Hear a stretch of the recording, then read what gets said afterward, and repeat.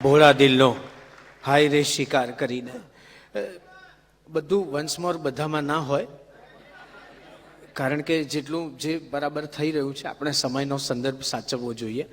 તમે લોકો આટલી સરસ દાદ આપો છો, મને બહુ જ આનંદ થાય છે. દરેક ગીતમાં વન્સ મોર કહેજો, હું ચોક્કસ તમને કહું છું, પણ જે રીતે સરસ પ્રવાહિતા ચાલે છે એને પણ થોડીક એન્જોય કરો.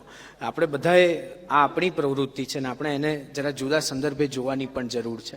મને બહુ ગમે છે આટલી સરસ રીતે તમે આટલી સરસ સંખ્યામાં સાંભળો છો. એક કાર્યક્રમમાં માટે મને ફોન આવેલો, મને કે અમારે ત્યાં બેબી શાવરનો પ્રોગ્રામ છે, તમે બોલવા આવશો? મેં કીધું પ્રોગ્રામ તો થઈ ચૂક્યો છે, હવે હું આવીને શું કરવાનું? મને કે ના, તમે પોઝિટિવ બોલો છો ને એનું વાઇબ્રેશનની બહુ અસર. મેં કીધું તમને બરાબર છે, પણ આમાં હું ધ્રુજી જાઉં એવી પરિસ્થિતિ છે. એટલે હું તમને બધાને આમ ને આમ મજા કરો, કારણ કે આજે આ કાવ્ય સંગીત સમારોહની મજા એ છે કે અહીંયા સ્વરકાર ઉજવાય છે, અહીંયા ગાયક ઉજવાય છે, અહીંયા કવિ ઉજવાય છે, અને આજે બે એવા કવિઓ જેનો મિજાજ બહુ જુદો છે પણ એક સાથે માણવા ગમે એવા બે કવિઓ છે ને જેના પુષ્કળ ગીતો આપણને સૌને યાદ છે, પણ એ કવિનું નામ નથી ખબર. એને કારણે એ ગીતોને આપણે કદાચ 1-2% જેટલો અન્યાય કર્યો છે. એ અન્યાય આજે ભૂંસી નાખવો છે, અને આટલી મોટી સંખ્યામાં છે એનો મહિમા વધારે છે.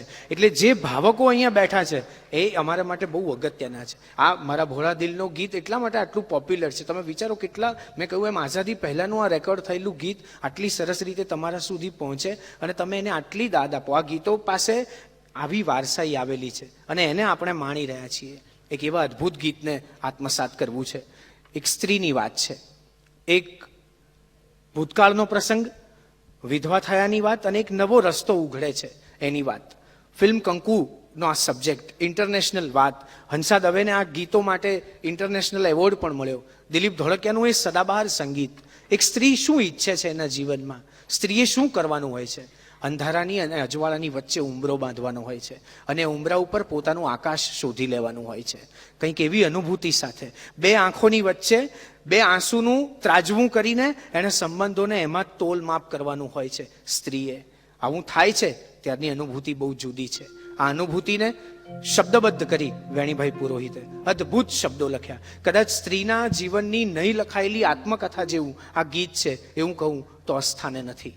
આ કંકુ ફિલ્મનું ગીત, વેણીભાઈ પુરોહિતના શબ્દો, દિલીપ ધોળકિયાનું સંગીત તમારી સમક્ષ એની પ્રસ્તુતિ કરે છે ડોક્ટર ફાલ્ગુની ડોક્ટર.